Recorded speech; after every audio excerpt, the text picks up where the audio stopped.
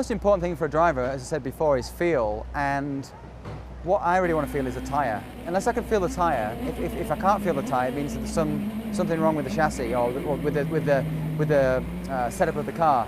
And once we get the car good, then you get to the point where you can feel the tyre moving. And the way I like to drive is I like to be able to carry lots of speed into the corner, load the tyre up, but once the tyre loads up and takes a set, then I know, okay, it's secure now, I've got the grip, and then I can go to throttle. And you're looking for that feel, that taking a set. That's what as a driver is what you're feeling.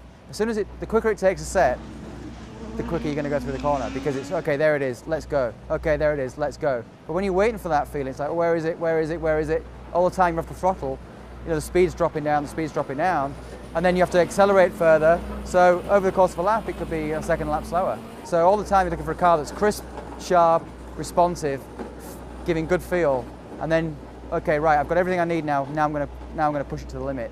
And once you've got that, that's hopefully when you get the lap time.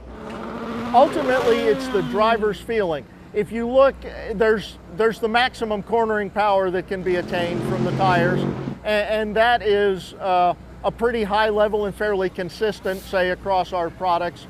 But the ultimate factor for getting the maximum out of the vehicle is, once you've optimized that performance of the contact patch for grip, it's getting the feeling for the driver right, so they have the confidence to charge into the corner deep, to put the maximum effort into cornering as quickly as possible, and then allowing them to get on the throttle as hard as possible, as early as possible for the corner exit. And every driver has a different characteristic they like in that ultimate feel.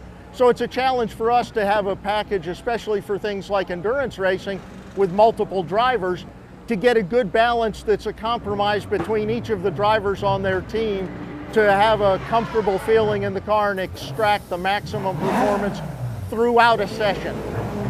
The feel that the driver gets when they turn the wheel, as the tire starts planting itself into the asphalt, that's when the load starts to build. You feel it through the steering wheel, and you feel it through your butt.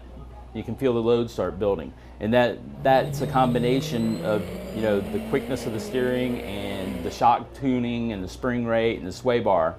But all that feel has to do with how soon you transfer energy to the contact patch of the tire and make the tire spark up.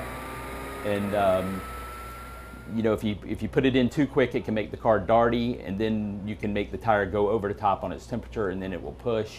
If you don't put it in enough, then the car feels non-compliant. It feels too compliant. It falls over, and then what happens is the driver will end up putting more input into the car, and then the tire will finally make heat, and it will cause oversteer.